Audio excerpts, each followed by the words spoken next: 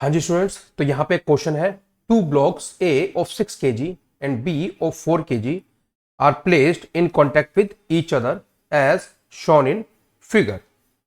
तो बच्चे दो ब्लॉक यहाँ पे रखे हुए हैं, एक का नाम ए है, एक का बी है, एक 6 kg है, एक 4 kg है। There is no friction between A and ground. A block जो है और जो ग्राउंड है उसके बीच में कोई फ्रिक्शन नहीं है, और दोनों ब्लॉक्स के बीच में भी उनकी जो सरफेसेस कॉन्टेक्ट में है उसके बीच में भी कोई फ्रिक्शन नहीं है।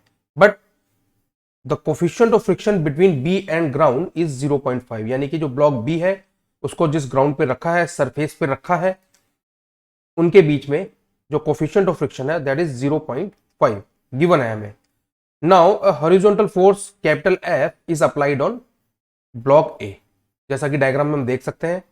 Find the minimum and maximum values of capital F which can be applied so that both blocks can move combinedly without any relative motion between them. तो इसका मैंने फ्री बॉडी डायग्राम यहाँ पे लिए हुए स्टूडेंट्स, तो उनके बेस पे ही हम इनको सॉल्व करने जा रहे हैं। तो चलिए मैं लिखता हूं यहाँ पे, ध्यान से देखिए। जो दो डायग्राम मैंने यहाँ कंसिडर किए हैं, एक है आपका कौन सा है, एक है आपका ब्लॉक ए, है ना, ये है आपका ए और ये हो गया आपका ब्लॉक बी।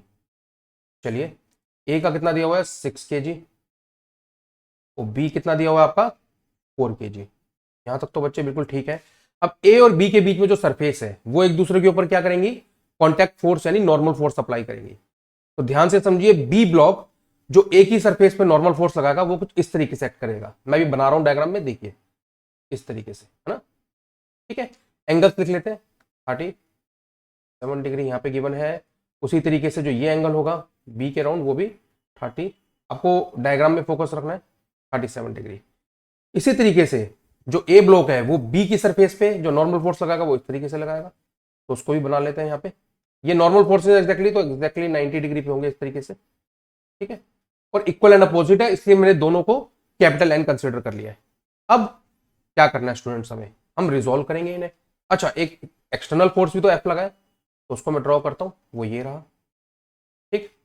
और कौन से फोर्सेज होंगे, अगर मैं ए की बात करता हूं, इस डायग्राम की बात करता हूं, तो यहां पे मैं कंपोनेंट्स रिजोल्व करता हूं इस तरीके से, ठीक है, इस तरीके से। अगर ये एंगल 37 है, ये 90 है, तो आप समझ सकते हैं, आपको मैथ्स का कॉन्सेप्ट पता है ज्योमेट्री का। अगर ये एंगल 37 डिग्री है तो ये एंगल भी 37 डिग्री होगा, है ना। उसी तरीके से ये एंगल भी 37 डिग्री होगा ही होगा। तो नॉर्मल के दो कंपोनेंट आएंगे, वर्टिकली डाउनवर्ड आएगा n cos 37 डिग्री, और इस तरफ जो कंपोनेंट आएगा वो आएगा n sin 37 डिग्री। ये बात तो हमें क्लियर है। उसी तरीके से अगर मैं बी पे कंपोनेंट बनाऊं तो एग्जैक्टली वैसे ही अपोजिट कंपोनेंट बन जाते हैं। तो बी पे जो कंपोनेंट इधर बनेगा वो बनेगा n sin 37 डिग्री, ठीक है, तो वर्टिकली अपवर्ड बन जाएगा n cos 37 डिग्री। तो यहां तक तो स्टूडेंट्स हमें क्लियर हो गया कि नॉर्मल फोर्सेस के कंपोनेंट्स हमने किस तरीके से बनाए हैं। अपार्ट फ्रॉम दिस, अगर मैं ए के ऊपर फोर्स देखूं तो ए पे जो ग्रेविटेशनल फोर्स लगेगा वो इसके एग्जैक्टली सेंटर पे लगेगा, नीचे की तरफ कहीं पे, वो कितना लगेगा 6g लगेगा। और ए को जिस सरफेस पे रखा है उसके कारण यहां पे अपवार्ड में कोई n1 फोर्स सरफेस से मिल रहा होगा। ये देख रहे हो आप, नीचे जो सरफेस है यहाँ पे, इस सरफेस से आपको ब्लॉक ए पे ऊपर की तरफ कोई n1 फोर्स मिलेगा। अब जो ब्लॉक ए है उसमें और सरफेस के बीच में यहाँ पे जो फ्रिक्शन है, कोएफिशिएंट ऑफ फ्रिक्शन है वो 0 है, स्मूथ है ना, लिखा है, देखो मैं मेन डायग्राम में देखो, क्वेश्चन में स्मूथ लिखा हुआ है, मेंशन किया हुआ है। तो इसका कोई यूज नहीं है, n1 का 6g का कोई यूज नहीं है। तो इसको हॉरिजॉन्टली हम देख सकते हैं, ब्लॉक ए पे फोकस करते हैं, और मैं मान के चल रहा हूं पूरा सिस्टम जो है वो किस तरफ मूव कर रहा है, राइट डायरेक्शन में, ठीक है ना। मैं डायरेक्शन आपको क्लियर करता हूं, अगर आप इस स्क्रीन पे देख रहे हैं तो ये डायरेक्शन कौन सी होगी, राइट डायरेक्शन होगी, है ना, और जो इधर की डायरेक्शन होगी वो कौन सी होगी, लेफ्ट डायरेक्शन होगी। तो मैं मानता हूं पूरा सिस्टम ए एक्सेलरेशन से राइट की तरफ जा रहा है, तो यानी कि ए और बी ब्लॉक दोनों ए एक्सेलरेशन से राइट की तरफ मूव कर रहे हैं। उस केस में अगर मैं सिर्फ ए ब्लॉक पे फोकस करूं तो मैं क्या इक्वेशन लिख सकता हूं, ध्यान से समझिए।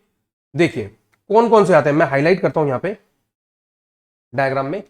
हॉरिजॉन्टली कौन से फोर्स लग रहे हैं यहीं पे, एक ये फोर्स लग रहा है n sin 37 लग रहा है, और इनका जो नेट होगा वो ए को ए एक्सेलरेशन राइट की तरफ दे रहा होगा। तो आपको क्लियर है ये, तो हम यहाँ पे इक्वेशन लिखते हैं। क्या इक्वेशन लिखेंगे हम? वो इक्वेशन हम लिखेंगे F minus N sine 37 that is going to be equal to how much? That is going to be equal to A का मास कितना है 6 इंटू एक्सेलरेशन। ये होगी आपकी फर्स्ट इक्वेशन। ठीक है, मैं इसको क्या नेमिंग दे रहा हूं? Equation first. ठीक, अब बात करते हैं एक डायग्राम में एक कुछ बी का भी हमें बात करनी चाहिए थी। बी पे जो वर्टिकल फोर्सेस लग रहे हैं, बी पे कौन से वर्टिकल फोर्सेस लगेंगे? देखो बी के डायग्राम में आप ध्यान से देखिए, नीचे की तरफ 4G फोर्स लगेगा, लगेगा नहीं लगेगा? अर्थ उसको खींच रही होगी अपनी तरफ, और नीचे की जो सरफेस है जिसपे बी को रखा हुआ है, जिसपे बी को रखा हुआ है, वो बी पे ऊपर की तरफ कुछ मैं मान लेता हूं N2 फोर्स लगा रही होगी। ठीक है, ये फोर्सेस हमने कंसिडर कर लिए बी के डायग्राम में। अब और क्या रह गया बी पे? क्योंकि देखो बी का मोशन किस तरफ है? इस तरफ है, राइट हैंड साइड में जा रहे हैं ए और बी दोनों साथ में, किस एक्सेलरेशन से? स्मॉल एक्सेलरेशन से। तो बी पे पीछे की तरफ कौन सा फोर्स लगेगा? ध्यान से सोचेगा, बी पे पीछे की तरफ मैं डायग्राम में लिख रहा हूं बी के फ्रिक्शन फोर्स लगेगा, और फ्रिक्शन फोर्स किसके बराबर होगा? म्यू इंटू N2 के। चलिए ये भी ठीक है, बट अभी मैं जो यहां पे लिखने जा रहा हूं बी के लिए, जो इक्वेशन लिखने जा रहा हूं, वो पहले तो मैं वर्टिकल फोर्सेस बी के बैलेंस होने चाहिए, क्योंकि बी ना लिफ्ट नहीं कर रहा है। तो बी पे वर्टिकल फोर्सेस कौन से लग रहे हैं? देखो मैं पहले हाईलाइट करता हूं डायग्राम के अंदर, के बाद इक्वेशन लिखूंगा ताकि आपको क्लियर हो कि एग्जैक्टली क्या हो रहा है। बी पे वर्टिकल फोर्सेस कौन से लग रहे हैं? N2 लग रहा है, 4G लग रहा है। बात क्लियर है? ठीक है, और कौन सा लग रहा है? एक और लग रहा है बच्चे फोर्स यहाँ पे, वो लग रहा है N cos 37। तो ये सब बैलेंस हो रहे होंगे, ये सब क्या होंगे? बैलेंस आउट, क्योंकि बी को लिफ्ट नहीं कर रहा है यहाँ पे, है ना? बी ए के साथ ही राइट डायरेक्शन में मूव कर रहा है। तो उस केस में स्टूडेंट्स हम इक्वेशन कैसे लिखेंगे यहाँ पे? उस केस में हम इक्वेशन लिखेंगे N2 plus N cos 37 degree, this is going to be equal to 4G। बात ठीक है ना? डायग्राम से हम देख सकते हैं वर्टिकल फोर्सेस मैंने बैलेंस कर दिए बी पे। N2 क्या आएगा आपका? N2 is going to be equal to 4G minus N cos 37 degree. ये क्या होगा आपका? इसको कुछ और कैसे लिख सकते हैं? इसको हम लिखते हैं 4G माइनस, अच्छा एक चीज मैं मेंशन करना भूल गया यहाँ पे, साइन 37 की वैल्यू क्या होती है वो भी यहाँ पे हम लिख देते हैं। साइन 37 की वैल्यू होगी आपकी, कितनी होती है भाई? 3/5। कॉस 37 की वैल्यू होती है 4/5। इन वैल्यूज को हमें याद रखना है। तो मैं इंसर्ट करता हूं यहाँ पे, नीचे जो इक्वेशन लिख रहा था N2 equal to 4G minus, कितना आ जाएगा ये? 4G minus 4/5N। चलिए ये हमारी N2 की इक्वेशन आ गई। इस इक्वेशन को मैं इक्वेशन नंबर 2 लिख देता हूँ। चलिए यहाँ पे स्पेस है हमारे पास, मैं इक्वेशन नंबर आगे देखता हूँ कौन सी इक्वेशन हम लिख सकते हैं। ठीक है, अब क्या कर सकते हैं यहाँ पे देखिए, बी के ऊपर हॉरिजॉन्टल फोर्स देखते हैं। बी के ऊपर कौन सा फोर्स मैं देखने जा रहा हूँ? हॉरिजॉन्टल। तो ध्यान से देखो, बी पे अगर मैं हॉरिजॉन्टल फोर्स की बात करता हूं तो मैं हाईलाइट कर रहा हूं डायग्राम के अंदर, N sin 37 राइट की तरफ लग रहा है, और लेफ्ट की तरफ क्या लग रहा है? फ्रिक्शन एक्ट कर रहा है। तो क्या इक्वेशन लिख सकता हूं मैं अगर मैं हॉरिजॉन्टल फोर्सेस के बेसिस पे net force equal to mass into acceleration, जो कि न्यूटन के सेकंड लॉ ऑफ मोशन से हमें मिलती है, उसको अगर अप्लाई करता हूं तो मैं कैसे लिखूंगा? इसको मैं लिख सकता हूं N sin 37 degree minus friction, that is equal to be जो ब्लॉक है उसका मास इनटू उसकी एक्सेलरेशन। ये हमें मिल गई थर्ड इक्वेशन। यहां तक क्लियर है?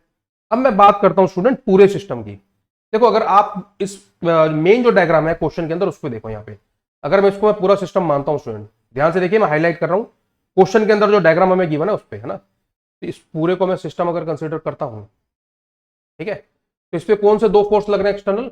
एक कैपिटल F लगेगा राइट की तरफ, और एक यहाँ पे फ्रिक्शन लग रहा है बी ब्लॉक पे लेफ्ट की तरफ। बस ये दो फोर्सेज हैं, बाकी सब इंटरनल फोर्सेज है, वो कैंसिल आउट हो जाएंगे। तो on system for entire system की अगर हम बात करते हैं तो वहां से भी हमें एक इक्वेशन मिल सकती है। वो क्या मिलेगी? F माइनस फ्रिक्शन, हॉरिजॉन्टली लगा रहा हूं फोर्स, है ना, हॉरिजॉन्टल डायरेक्शन में लग रहे हैं, नेट फोर्स ये लग रहा है सिस्टम पे, दैट इज इक्वल टू पूरे सिस्टम का मास यानी कि 6 + 4 इंटू एक्सेलरेशन। ये बात आपको क्लियर है? ठीक है, इसको और कैसे लिख सकते हैं? F minus mu N2 that is equal to 10A। ये आ गई इक्वेशन नंबर 4। बात क्लियर है स्टूडेंट? ये हमें क्या मिल गई? Equation number 4। यहां तक तो स्टूडेंट्स हम पहुंच गए। अब इन इक्वेशंस को सॉल्व करना हमारा मेन पॉइंट है यहाँ पे। ठीक, चलिए इक्वेशन 2 से अगर हम देखें तो n2 की वैल्यू हमको क्या मिली है, इक्वेशन 2 से अगर हम देखते हैं तो n2 की वैल्यू मिली है 4g माइनस 4/5n। ठीक है, उसको मैं पुट करता हूं इक्वेशन नंबर 4 में। नेक्स्ट पेज पे लिखता हूं, पुट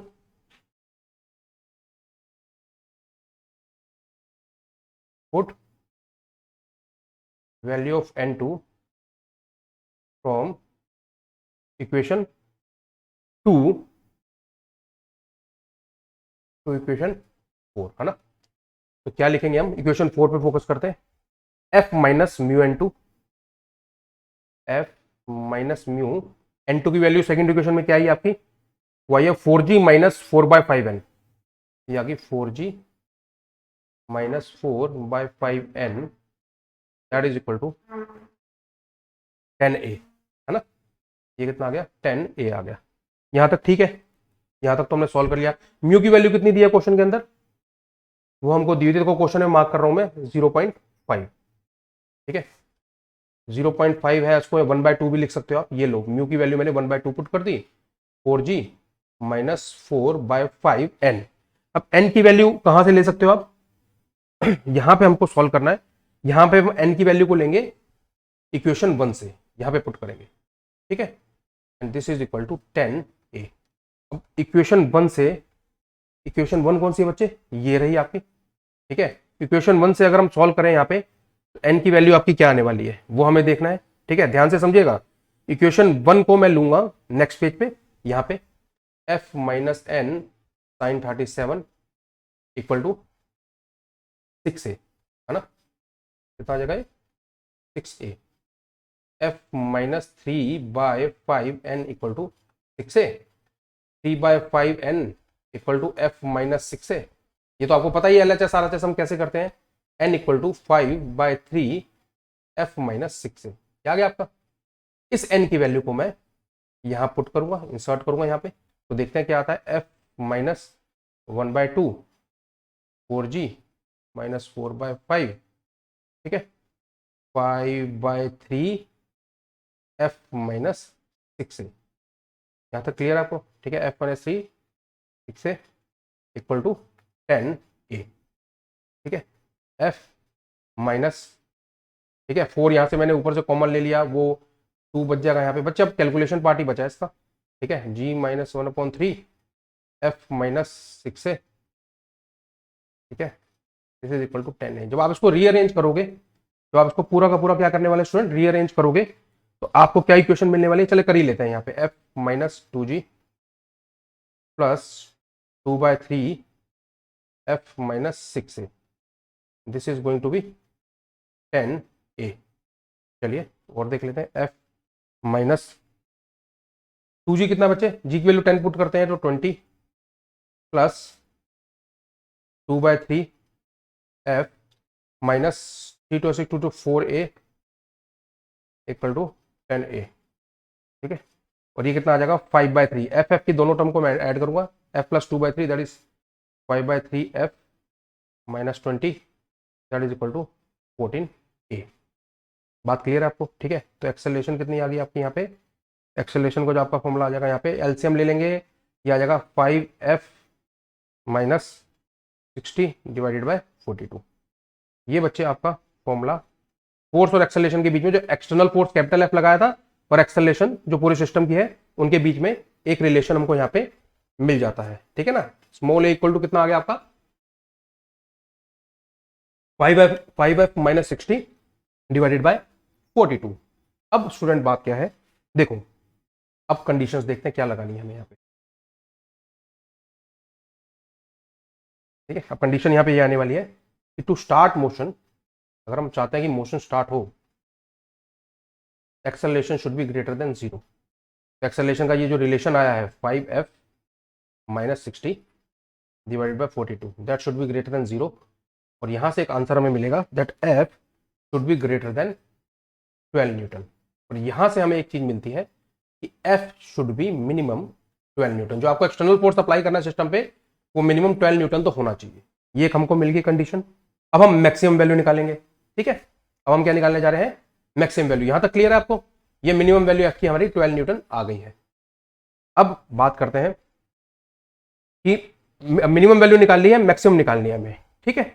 अब मैक्सिमम निकालने के लिए हमको क्या करना है, देखो आप इक्वेशन नंबर 4 पे फोकस करो, मैं यहाँ पे हाईलाइट कर रहा हूं नीचे किसी और कलर से। देखो इक्वेशन नंबर 4 नीचे लिखी है, एफ मैक्सिमम कब होगा बच्चे, जब म्यू एन टू मिनिमम होगा। म्यू एन टू मिनिमम कब होगा, जब एन टू जीरो हो जाएगा आपका। आपको दिख रहा है यहाँ पे मैं लिख रहा हूं एन टू जीरो हो जाए। अगर एन टू की वैल्यू जीरो हो जाएगी तो एफ आपका क्या हो जाएगा, यानी कि जस्ट लिफ्ट कर जाए। एन टू कौन सा फोर्स था, देखो डायग्राम, मेन डायग्राम में देखो आप जो मैंने बनाए थे यहाँ पे, जो बी ब्लॉक पे ऊपर की तरफ एक्ट कर रहा है, जो नीचे की सरफेस लगा रही है, अगर बी हल्का सा लिफ्ट कर जाए मूव करते करते, तो क्या होगा उस केस में, एन टू जीरो हो जाएगा। तो एन टू जीरो होगा तो वो उस केस में जो एक्सटर्नल फोर्स अप्लाइड है कैपिटल एफ, वो मैक्सिमम होगा। बात क्लियर है। तो एन टू जीरो की कंडीशन लेके हम आगे अब मूव करेंगे यहाँ पे, ठीक है, जिससे हम क्या निकालेंगे, maximum force. N two equal to zero लेने वाले हैं। N two equal to zero से हम एन की वैल्यू निकालेंगे, किसकी वैल्यू, जो कॉन्टैक्ट फोर्स लग रहे थे। तो इक्वेशन 2 पकड़ूंगा मैं यहाँ पे। इक्वेशन 2 क्या है, N two equal to 4g, ये रही बच्चे इक्वेशन 2, है ना। N two equal to 4g minus 4/5n, N two equal to 4g minus 4/5n। तो एन टू की वैल्यू जीरो पुट करनी है यहाँ पे, zero equal to 4g minus 4/5n, ठीक है। 4/5n equal to 4g, N की वैल्यू कितनी आ गई, 15 न्यूटन।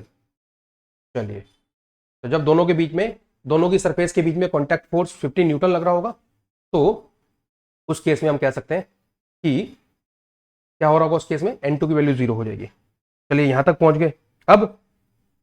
अब जब एन की वैल्यू 15 न्यूटन आ गई है तो हम इक्वेशन 1 पकड़ते हैं दोबारा से, ठीक है। हम कौन सी इक्वेशन पकड़ने जा रहे हैं, इक्वेशन 1 पकड़ते हैं। Equation 1, F minus N sine 37 equal to 6 से, F minus N sine 37 equal to 6 है। यहाँ पे इसकी 50 वैल्यू पुट करता हूं मैं, ठीक है। तो F minus 50 into 3/5 equal to 6 है। एफ कितना आ गया, 6 से प्लस 30। एक ये बच्चे हेल्पफुल है, यहां से कुछ फाइंड आउट नहीं कर पा रहे क्योंकि एफ और ए का रिलेशन आया। एक इक्वेशन और पकड़ेंगे हम, इक्वेशन नंबर 4 पकड़ते हैं। F minus mu N two equal to N A, ठीक है ना। F minus mu N two equal to 10a। But condition कौन सी हमने अप्लाई की हुई है, जो हम यहां सॉल्व कर रहे हैं, N two equal to zero, तो ये जीरो हो गया। एफ कितना आ गया, 10a। तो बच्चे ये भी वही है, ये भी वही है, तो आप इक्वेट कर दो और आंसर निकाल लो, ठीक है। कर लेते हैं, 6a plus 30 equal to 10a, ठीक है। ये इधर चला जाएगा, 30 इक्वल टू 4a। ए कितना आ जाएगा आपका, ये आ जाएगा आपका 7.5 मीटर पर सेकंड स्क्वायर आ जाएगा। जब ए इतना आ गया है तो कोई भी इक्वेशन पकड़ लो, आपका एफ कितना आ जाएगा, 10 इंटू 7.5 दैट इज 75 न्यूटन। बच्चे ये वो कंडीशन है जब ब्लॉक बी, यहां देखो मैं एक रफ डायग्राम बनाता हूं इस तरीके से ना कुछ, ठीक है।